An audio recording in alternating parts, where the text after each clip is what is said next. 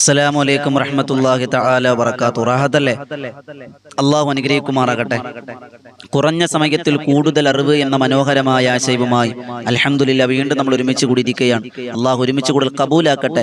കൽബ് നിറച്ച് ദുആ ചെയ്യുന്നവർ, ഇതിനുവേണ്ടി കാത്തിരിക്കുന്നവർ, മറ്റുള്ളവരിലേക്ക് എത്തിച്ചു കൊടുക്കുന്നവർ, ഇതിനുവേണ്ടി പരിശ്രമിക്കുന്നവർ എല്ലാവർക്കും അർഹമായ പ്രതിഫലം അള്ളാഹു നൽകി അനുഗ്രഹിക്കുമാറാകട്ടെ. അൽഹംദുലില്ലാ ഓരോ ദിവസവും ഓരോ വ്യത്യസ്തമായ അറിവുകളിലൂടെയാണ് സഞ്ചരിക്കുന്നത്. ശനിയാഴ്ച ഖുർആനുമായി ബന്ധപ്പെട്ടാണ്, ഞായറാഴ്ച സംശയ നിവാരണങ്ങളാണ്, തിങ്കളാഴ്ച ചരിത്ര പഠനമാണ്, ചൊവ്വാഴ്ച ദിക്റുകൾ ദുആകളാണ്, ബുധനും വ്യാഴവും പൊതുവായ കാര്യങ്ങളാണ്, വെള്ളിയാഴ്ച സ്വലാത്തുകൾ. അങ്ങനെ വ്യത്യസ്തമായ ഓരോ ദിവസവും നിങ്ങളിലേക്ക് അപൂർവമായ അൽഹംദുലില്ലാ അത്ഭുതകരമായ ഉപകാരപ്രദമായ അറിവുകളാണ് നിങ്ങൾക്ക് എത്തിച്ചുകൊണ്ടിരിക്കുന്നത്. അല്ലേ? അങ്ങനെയല്ലേ? ഉപകാരപ്രദമാണല്ലേ ചാനല്? ഓരോ അറിവുകൾ ഉപകാരപ്രദമാണ്. ഒന്ന് കമന്റ് ചെയ്ത് നിങ്ങളുടെ അഭിപ്രായങ്ങൾ, അത് കാണുമ്പോഴേ മനസ്സിന് സന്തോഷം. അള്ളാഹ് സ്വീകരിക്കുമാറാകട്ടെ. അൽഹംദുലില്ലാ. ഇന്ന് സംശയമാണ്. ഇന്ന് നമ്മൾ പഠിക്കുന്നത് കുട്ടി ജനിച്ചാൽ ശ്രദ്ധിക്കാനുള്ള ചില കാര്യങ്ങൾ ഉണ്ടാകുന്ന സംശയങ്ങളാണ്. അതൊരു ചോദ്യ രൂപേണ തയ്യാറാക്കി കുട്ടിയും മര്യാദകളും എന്നൊരു വിഷയത്തിലാണ് ഇന്ന് നമ്മൾ പഠിക്കുന്നത്. ഒന്നാമത്തെ സംശയം, കുഞ്ഞ് ജനിച്ചയുടനെ ചെയ്യേണ്ട കാര്യങ്ങൾ എന്തൊക്കെയാണെന്നാണ്. ഒരു കുഞ്ഞ് ജനിച്ചാൽ ഇഹ്യ എന്ന് പറയുന്ന ഗ്രന്ഥത്തിൽ കാണാം, കുഞ്ഞ് ജനിച്ചയുടനെ വലതു ചെവിയിൽ ബാങ്കും ഇടതു ചെവിയിൽ ഇഖാമത്തും കൊടുക്കുക, മധുരം കൊടുക്കുക. മനസ്സിലായോ? ഒന്നാമത്തെ സംശയം, കുട്ടി ജനിച്ചാൽ എന്ത് ചെയ്യണം? ഒന്ന്, വലത് ചെവിയിൽ ബാങ്ക് കൊടുക്കുക, ഇടത് ചെവിയിൽ ഇഖാമത്ത് കൊടുക്കുക, അതുപോലെ അത് മധുരം കൊടുക്കുക. ഉസ്താദേ ജനിച്ച ഉടനെ അടുത്ത സംശയം, ഉസ്താദേ ജനിച്ച ഉടനെ ബാങ്ക് ഇഖാമത്തും കൊടുക്കുന്ന എന്തിനാണ്? ബാങ്ക് ഇഖാമത്തും കൊടുക്കുന്നതിന്റെ യുക്തി എന്താണ് എന്നാൽ കേട്ടോളിൻ. ഉജൈരിമി എന്ന് പറയുന്ന ഗ്രന്ഥത്തിൽ നമുക്ക് കാണാം, പ്രസവ സമയം സംഭവിച്ചേക്കാവുന്ന ജിന്ന്, പിശാജ് എന്നിവയുടെയെല്ലാം ഉപദ്രവം മാറിപ്പോകാൻ ഭൂമിയിൽ ആദ്യം കേൾക്കുന്നത് അള്ളാന്റെ നാമമാകട്ടെ എന്ന ചിന്തയിലാണ് ജനിച്ച ഉടനെ ബാങ്കും ഇഖാമത്തും കൊടുക്കണം എന്ന് പറയുന്നത്. കൊടുക്കുന്ന പ്രത്യേകം ശ്രദ്ധിക്കത്തെ ഉച്ചത്തിൽ വിളിക്കാൻ ശ്രമിക്കുക. കൂടെ അടുത്ത ആരെങ്കിലൊക്കെ ആളുകൾ കേട്ടാൽ എന്ത് വിചാരിക്കും? നമ്മൾ വിചാരിക്കേണ്ട, അള്ളാന്റെ നാമമല്ലേ, ചെവിയുടെ ആ ചെവി ഒന്ന് തുറന്ന് കേൾക്കട്ടെ.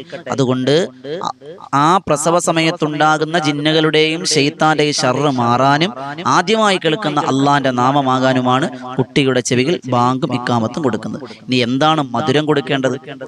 എന്താണ് മധുരം കൊടുക്കേണ്ടത്? കാരക്ക. അതങ്ങനെ ചവച്ച് അല്പം വായുടെ ഉള്ളിലേക്ക് ചേരുന്ന വിധത്തിൽ അണ്ണാക്കിൽ തേച്ച് കൊടുക്കണം.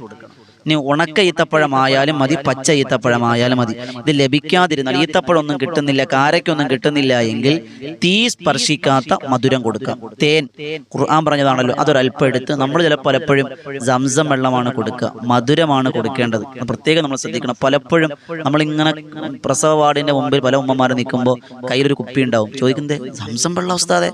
സംസം വെള്ളത്തിന് മഹത്തില്ല എന്നല്ല, കുട്ടിക്ക് കൊടുക്കേണ്ടത് മധുരമാണ്. ഒന്നുകിൽ ഈത്തപ്പഴം, നല്ല ഈത്തപ്പഴം കിട്ടും, മദീനത്തും അജുവയുടെ ഈത്തപ്പഴമൊക്കെ ഉണ്ടെങ്കിൽ നമ്മുടെ വായിലിട്ടൊന്ന് ചവച്ചിട്ട് അതിന്റെ ഒരു അല്പം എടുത്ത് കുഞ്ഞിന്റെ വായിലേക്കൊന്ന് തേച്ച് കൊടുക്കുക. അല്ലാതെ ഈത്തപ്പഴം അതുപോലെ തൊലിച്ച് വായിൽ വെച്ച് കൊടുക്കരുത്. പിന്നെയോ, അതൊന്നും കിട്ടുന്നില്ല, ഒരു അല്പ തേൻ, ഖുർആൻ പറഞ്ഞതല്ലേ, തേൻ എടുത്ത് ആ നാവിന്റെ അണ്ണാക്കിലേക്ക് ഒന്ന് തേച്ച് കൊടുക്കുക. സുന്നത്താണ്. അള്ളാഹു മനസ്സിലാക്കാൻ ഭാഗ്യം തരട്ടെ. ഇനി ആര് നൽകണം? സംശയങ്ങളാണല്ലോ. അപ്പൊ നമ്മൾ പറഞ്ഞു, കുഞ്ഞ് ജനിച്ചുകൊണ്ട് ശ്രദ്ധിക്കേണ്ട കാര്യം എന്ത്? ആ ജനിക്കുമ്പോൾ ബാങ്കു കാമത്തും കൊടുക്കുന്നതിന്റെ യുക്തി എന്ത്? മധുരം നൽകേണ്ടത് എന്താണ്? നാലാമത്തെ സംശയം, മധുരം നൽകേണ്ടതാരാ? ഞാൻ കൊടുക്കും ഉസ്താദേ. ആരാ കൊടുക്കേണ്ടത്? കിതാബ് എന്ത് പറയുന്നു നോക്കാം, ദീൻ എന്ത് പറയുന്നു നോക്കാം. നമ്മൾ ആരും പറയണല്ലോ. പരിശുദ്ധമായ ദീൻ എന്ത് പറയുന്നു? സജ്ജനങ്ങളിൽപ്പെട്ട വ്യക്തിയാണ് മധുരം കൊടുക്കേണ്ടത്. പുരുഷനാണ് ഏറ്റവും നല്ലത്. പുരുഷന്മാരാണ് നല്ലത്. എന്താ ഉസ്താദ്? നമുക്ക് ഉണ്ട്. പുരുഷന്മാർക്ക് അർരിജാലു ഖവ്വാമൂന അലൻ നിസാ, പുരുഷനാണ് സ്ഥാനം, താഴെ സ്ത്രീയാണ്. പുരുഷന്റെ കീഴിൽ പെണ്ണ് നിൽക്കുക, പുരുഷന്റെ മുകളിലല്ല. അർരിജാലു ഖവ്വാമൂന അലൻ നിസാ. ഇനി പുരുഷനില്ല, അപ്പൊ സ്ത്രീകളുടെ വാർഡാണ്, ലേബർ റൂമിന്റെ വശമാണ്, അവിടെ പുരുഷന്മാർക്കൊന്നും പ്രവേശനം ഇല്ല എങ്കിൽ സ്ത്രീകൾക്ക് കൊടുക്കാം. ആര് കൊടുക്കണം? സജ്ജനങ്ങളിൽപ്പെട്ട സ്ത്രീകൾ കൊടുക്കണം. ഇന്നയാള് കൊടുക്കണമെന്നൊന്നുമില്ല. നല്ല നിസ്കാരമുള്ള, ഇബാദത്തുള്ള, പടച്ചോന ഭയമുള്ള ഏതെങ്കിലും ഉമ്മാമയോ ഏതെങ്കിലും ഉണ്ടെങ്കിൽ അവർക്ക് കൊടുക്കാം. അത് ഇന്ന ഭർത്താവിന്റെ വീട്ടുകാർ കൊടുക്കണം, ഭാര്യയുടെ അങ്ങനെ ഒന്നുമില്ല. പ്രത്യേകം നമ്മൾ മനസ്സിലാക്കുക. ഇനിയോ, പ്രസവിക്കപ്പെട്ട കുട്ടികളുടെ വലത് ചെവിയിൽ എന്തെങ്കിലും ആയത്ത് ഓതൽ സുന്നത്തുണ്ടോ? ഒരു സംശയമാണ്. എന്തെങ്കിലും ഖുർആൻ ആയത്ത് ഓതേണ്ടതുണ്ടോ? എന്തെങ്കിലും സൂറത്ത് ഓതേണ്ടതുണ്ടോ? അതെ, കുട്ടികളുടെ വലത് ചെവിയിൽ വ ഇന്നി ഉഈദുഹാ ബിക വദുരിയതഹാ മിനശ്ശൈത്വാനിർ റജീം എന്ന് ഓതൽ സുന്നത്താണ്. ആലി ഇംറാനിലെ 36-ാമത്തെ ആയത്തും സൂറത്തുൽ ഇഖ്ലാസ് ഓതൽ പ്രത്യേകം സുന്നത്താണ്. സൂറത്തുൽ ആലി ഇംറാനിലെ 36-ാമത്തെ ആയത്തും സൂറത്തുൽ ഇഖ്ലാസും വലത് ചെവിയിൽ ഓതൽ പ്രത്യേകം സുന്നത്താണ്. പ്രത്യേകം പ്രത്യേകം നമ്മൾ മനസ്സിലാക്കുക. അടുത്ത സംശയം, മുലയൂട്ടൽ, കുഞ്ഞിന് പാല് കൊടുക്കൽ ഉമ്മയുടെ ബാധ്യതയാണോ എന്നാണ്, നിർബന്ധമാണോ? അങ്ങനെ ബാധ്യതയൊന്നുമില്ല. കുഞ്ഞിന് മുല കൊടുക്കൽ ഒരു ഉമ്മമാർക്ക് നിർബന്ധമില്ല. കൊടുത്തേ പറ്റൂ എന്ന് ഭർത്താവ് വാശി പിടിക്കാനും പറ്റില്ല. ദീന്റെ നിയമമാട്ടോ പറയണേ. കുഞ്ഞ് പ്രസവിച്ചു, ഓള് പറയാണ് എനിക്ക് പാൽ കൊടുക്കാൻ പറ്റൂല. ഒരു ഉമ്മമാരും പറയൂല, ഞാൻ നിയമം പറയാട്ടോ. പക്ഷെ ഭർത്താവാണ് കൊടുത്തേ പറ്റൂ, പറ്റില്ല, അങ്ങനെ നിർബന്ധിക്കാൻ കഴിയില്ല. എന്നാൽ പ്രസവിച്ച ഉടനെയുള്ള ലബ് എന്ന പേരിൽ അറിയപ്പെടുന്ന, അതായത് ശാസ്ത്രം എന്ന് പറയുന്ന കൊളസ്ട്രം എന്ന പേര് പറയുന്ന ഒരു വസ്തുവുണ്ട് ഉമ്മയുടെ അകിടിൽ, ഉമ്മയുടെ മാറിടത്തിൽ അതുണ്ട്. അത് ആ മുലപ്പാല് കൊടുക്കൽ മാതാവിന് നിർബന്ധമാണ്. അത് എത്ര ദിവസമുണ്ട്? 3 or 4 മാക്സിമം 5 ദിവസം വരെ അത് മാറിടത്തിൽ നിന്ന് പുറപ്പെടും. അത് കുട്ടിക്ക് കൊടുക്കൽ ഉമ്മക്ക് നിർബന്ധമാണ്. അല്ലാതെ നിർബന്ധമായും ഇത്ര നാള് കൊടുക്കണം എന്നൊന്നുമില്ല. ഭാര്യ തന്നെ കൊടുക്കണം, ഉമ്മ തന്നെ കൊടുക്കണം നിർബന്ധമൊന്നുമില്ല. ഓള് പറയാണ് എനിക്ക് കൊടുക്കാൻ പറ്റൂല, കൂലിക്ക് ആളെ നിർത്തണം, വെച്ചേ പറ്റൂ എന്ന് പറഞ്ഞ് നാളെ പ്രശ്നം ഉണ്ടാക്കല്ലോ കേട്ടോ. അള്ളാഹു മനസ്സിലാക്കാൻ ഭാഗ്യം തരട്ടെ. ഇനിയോ, അപ്പൊ 6 സംശയമായി. 7ാമത്തെ സംശയം, കുഞ്ഞിന് വേണ്ടിയുള്ള അഖീഖ നമ്മൾ ഇറക്കുമല്ലോ. അഖീഖ ഏത് ദിവസമാണ് ഇറക്കുന്നത്? പല നാട്ടിൽ പ്രസവിച്ച് അന്നറുക്കും, 7ന്റെ അന്നറുക്കും, 11ന്റെ അറുക്കും, 40ന്റെ അന്നറുക്കും. ഇതൊരു അറുത്തിട്ടില്ലാത്തവരും ഉണ്ടാവും. എന്താണ് ദീൻ പറയുന്നത്? കുഞ്ഞു ജനിച്ച് 7ാമത്തെ ദിവസം അല്ലെങ്കിൽ 14ന്റെ അന്ന് അല്ലെങ്കിൽ 21, 28 അങ്ങനെയുള്ള 7ന്റെ ഗുണത്തിൽ വരുന്ന ദിവസങ്ങളാണ് സുന്നത്ത്. ഒന്നുകിൽ 7, ഇനി കഴിഞ്ഞില്ല 14, 21, ഇനി 28, അങ്ങനെ 7 ദിവസം കൂടുമ്പോൾ കണക്ക് കൂട്ടിയാണ് അത് കൊടുക്കൽ ഏറ്റവും നല്ലത്. ഇനി അതിനൊന്നും കഴിയില്ലെങ്കിലും പ്രശ്നമൊന്നുമില്ല, നിർബന്ധമൊന്നുമില്ല. സുന്നത്ത് 7ന്റെ ഗുണനങ്ങൾ വരുന്ന ദിവസങ്ങൾ തിരഞ്ഞെടുക്കൽ ഏറ്റവും നല്ലതാണ്. 40 ദിവസം 40ന്റെ അന്ന് അറവ് കൊടുക്കൽ സുന്നത്തുണ്ടോ? അങ്ങനെയൊന്നുമില്ല. അത് ചില നാട്ടാചാരങ്ങളാണ്. അങ്ങനെ ചില നാട്ടിൽ അങ്ങനെയൊന്നുമില്ല. 40ന്റെ അന്ന് ഓള് കുളിക്കട്ടെ 40 കുളിക്കട്ടെ, അതിനോടൊപ്പം അക്കിക്ക് അങ്ങനെയില്ല. 7ന്റെ ഗുണനങ്ങൾ തിരഞ്ഞെടുക്കലാണ് ഏറ്റവും നല്ലത്. ഇനി 9ാമത്തെ സംശയം, കുട്ടിയുള്ള നാട്ടിൽ തന്നെ അക്കീക്കത്ത് നടത്തണമെന്നാണ്. അതായത് കുട്ടി പ്രസവിച്ചത് ഗൾഫിലായിരിക്കും, അവിടെ അറവ് നടപടി ആവൂല എന്ന് വിചാരിക്കും. ഉണ്ടോന്ന് എനിക്കറിയില്ല, നമ്മൾ ഗൾഫിൽ പോയില്ലാത്തതുകൊണ്ട് അറിഞ്ഞൂടാത്ത കാര്യം അറിയില്ല എന്ന് പറയണം. അപ്പൊ എല്ലാ കാര്യങ്ങളും എനിക്കറിയാന്നുള്ള വാദമൊന്നുമില്ല. അപ്പൊ ഗൾഫിൽ എന്ത് ചെയ്തു, ഒരു പെണ്ണ് പ്രസവിച്ചു, ഒരു കുട്ടി ഉണ്ടായി, അവിടെ അറുത്ത് കൊടുക്കാൻ സൗകര്യമില്ല. അങ്ങനെയാണെങ്കിൽ നാട്ടിൽ കൊടുക്കാം. കുട്ടിയുള്ള നാട്ടിൽ തന്നെ കൊടുക്കണമെന്ന് നിർബന്ധമില്ല. മറ്റൊരു നാട്ടിലും അറവ് നടത്താം. ഉദാഹരണത്തിന് പ്രസവിച്ചതിന്റെ 3ന്റെ അന്ന് ഇത് കുഞ്ഞിനെ അങ്ങോട്ട് ഗൾഫിൽ കയറിപ്പോയി, അവിടെ അറുക്കാൻ സംവിധാനം ഇല്ല, ഇവിടെ കുട്ടിയില്ലെന്ന് അങ്ങനെയില്ല. എവിടെ വെച്ച് വേണമെങ്കിലും അത് അറുത്തു കൊടുക്കാവുന്നതാണ്. ഇനി 10ാമത്തെ സംശയം, ആരാണ് അറവ് കൊടുക്കേണ്ടത്? അറുത്തു കൊടുക്കേണ്ടത് ആരാണ് അറവ് നടത്തേണ്ടത്, അക്കീക്ക് നടത്തേണ്ടത് ആരാണ്?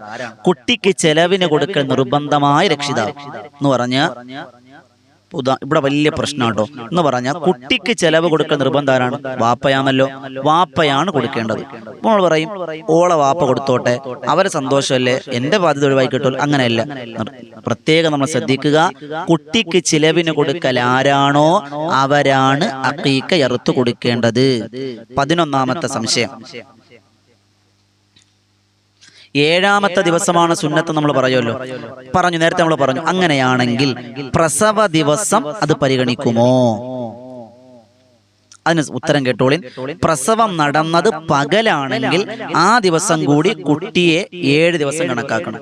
അതായത് ഇന്നിപ്പോ ഞായറാഴ്ച പകലാണ് കുട്ടി ജനിച്ചത് എങ്കിൽ 1 ദിവസമായി കണക്കാക്കാം. രാത്രിയാണ് പ്രസവിച്ചതെങ്കിൽ ശേഷമുള്ള പകല് മുതലാണ് പരിഗണിക്കേണ്ടത്. അതായത് പ്രസവിച്ച രാത്രി പരിഗണിക്കൂല, പകല് തൊട്ടാണ് കൂട്ടേണ്ടത്. ഇത്ര മനസ്സിലാക്കിയത് തുഹുഫ എന്ന ഗ്രന്ഥത്തിൽ കാണാം. കുട്ടി പ്രസവിച്ചതിന് ശേഷമുള്ള പകല് എപ്പോഴാണോ അതിനെ പരിഗണിക്കണം. ഉദാഹരണത്തിന് മഗ്‌രിബിന് തൊട്ടു മുമ്പ് പ്രസവിച്ചത്, പകലാണ്, രാത്രി ആയിട്ടില്ല, അപ്പൊ അന്നൊരു ദിവസം. ഇനി മഗ്‌രിബ് കഴിഞ്ഞിട്ടാണ്, പരിഗണിക്കൂല, പിറ്റെന്ന് പകല്. അങ്ങനെയുള്ള 7 ദിവസം. അല്ലാതെ പ്രസവിച്ച എപ്പോഴാലും 1 മുതൽ 7 ദിവസമല്ല എന്ന് നമ്മൾ കണക്കാക്കുക. 12ാമത്തത്, അഖീഖത്തിന്റെ അറവ് രക്ഷിതാവിന് സുന്നത്താകുന്നത് എപ്പോഴാണ്? അതായത് കുട്ടിയുടെ ജനനം പൂർണ്ണമായത് മുതൽ 60 ദിവസത്തിന് മുമ്പ് രക്ഷിതാവ് ഫിത്ർ സക്കാത്ത് കൊടുക്കൽ നിർബന്ധമാകും വിധം കഴിവുള്ളവനാണെങ്കിൽ അവൻ അഖീഖത്ത് അറിവ് സുന്നത്താണ്. മനസ്സിലായ? ഈ പറഞ്ഞത് കഴിവില്ലെങ്കിൽ സുന്നത്തില്ല. അതായത് അഖീഖത്തിന്റെ അറവ് സുന്നത്താകുന്നത് എപ്പോഴാണ്? കുട്ടിയുടെ ജനനം പൂർണ്ണമായി, കുട്ടി ജനിച്ചു പൂർത്തിയായി 60 ദിവസത്തിന് മുമ്പ്, 60 ദിവസത്തിന് മുമ്പ് ഫിത്ർ സക്കാത്ത് കൊടുക്കാൻ കഴിവുള്ള പിതാവാണ് എങ്കിൽ അഖീഖത്ത് എടുക്കലും സുന്നത്താണ്. കഴിവില്ലെങ്കിൽ പ്രശ്നമില്ല. ഇതിനൊരു നിയമം പറഞ്ഞു എന്ന് മാത്രം. ഇൻഷാ അല്ലാഹ് 12ഓളം സംശയങ്ങളാണ് ഇന്ന് നമ്മൾ പറഞ്ഞത്.